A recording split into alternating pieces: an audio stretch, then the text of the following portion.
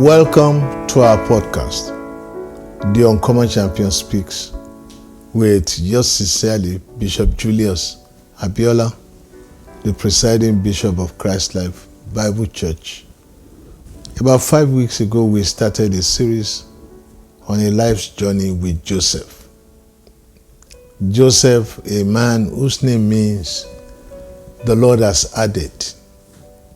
The 11th son of the patriarch, Jacob, who lost his mother at a very tender age and still had to go through stages of life from his father's house until he became the prime minister of the greatest force in the world at his time, the Empire of Egypt.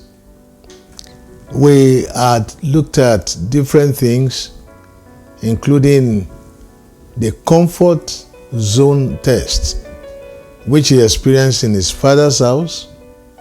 We looked at the pride test, which he had in the pit. We looked at the integrity test, which he had in the house of Potiphar.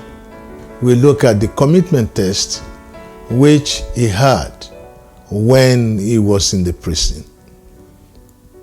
Now today, from the prison, God orchestrated it in such a way that the Lord did not leave his soul in hell. Like David said, he said, "Thou shalt not leave my soul in hell, or suffer your Holy One to see corruption." God did not allow his soul to be left in prison. Even though he was in the prison for a time, God never allowed the prison to be a forever thing. I don't know what you are going through as a believer in your prison season, the darkest season of your life. You may be punished for what you didn't do, but there is good news. God is coming through for you even in your prison. Joseph learned to interpret other people's dreams, and while he interpreted other people's dreams, the king sent for him to come and interpret the dream of the king also. I believe that for too long you have put on the garment of the prison. This is time to put on the robe of a prince. God brought him into the palace, and in the palace, what did he experience? What test did he go through in the palace? Even in the palace, he went through a test, and that is the test of forgiveness. The test of forgiveness. My wife once told me something. She said, when you refuse to forgive, the real prisoner is you, and not the person you have not forgiven. This young man, when he got to the point where he could kill, where he could maim, and where he could destroy the lives of men, that was when his brothers came.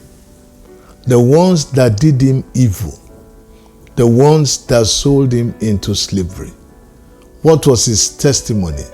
He said, you sold me into slavery, but the Lord has sent me to prepare an inheritance for his people. He forgave his brothers. At this point in his life, the robe of honor came upon him. Why? He went through the stage where he had the authority to kill, the authority to maim, and the authority to spare. He chose the authority to use his authority to spare his brothers, to spare those who had done him evil. People of God, God needs to take us to another level in our walk with him, where even though you have gone through the victimization of others, God still wants to come through for you in a way that you can make him proud. This stage of his life was the stage where he fulfilled God's purpose. It was also for him a place of reconciliation, a place of forgiveness, a place where even though he had the opportunity, but he did not allow his humanity to come in between him and his purpose. People of God, you have gone through things in life, true. You have suffered in the hands of men, true. You have been abandoned by men, yes.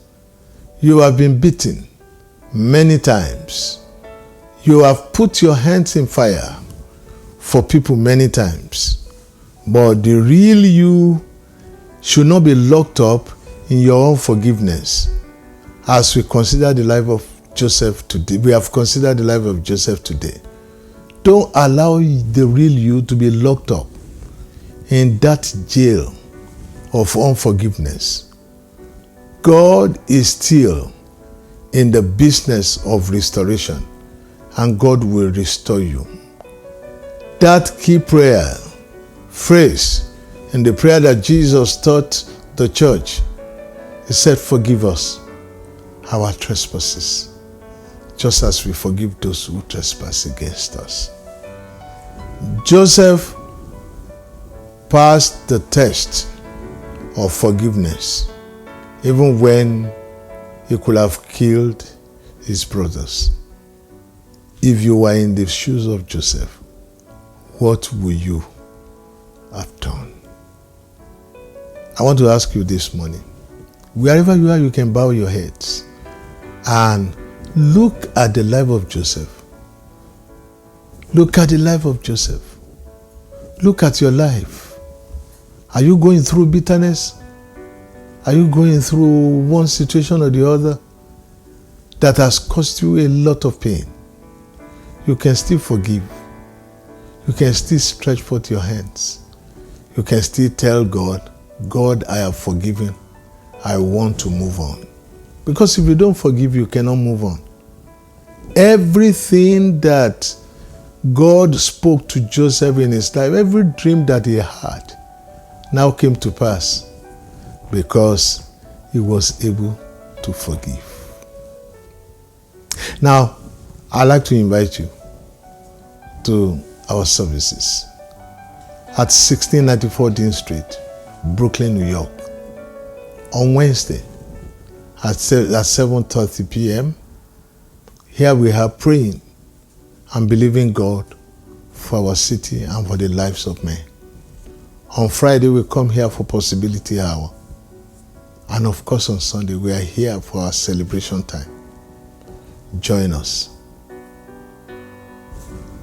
Be on top of the world with all things under your feet, and be strong in the Lord and the power of his might. God bless you. I remain yours, Julius Abiola, the presiding bishop of Christ Life Bible Church. Stay blessed and rapture with God.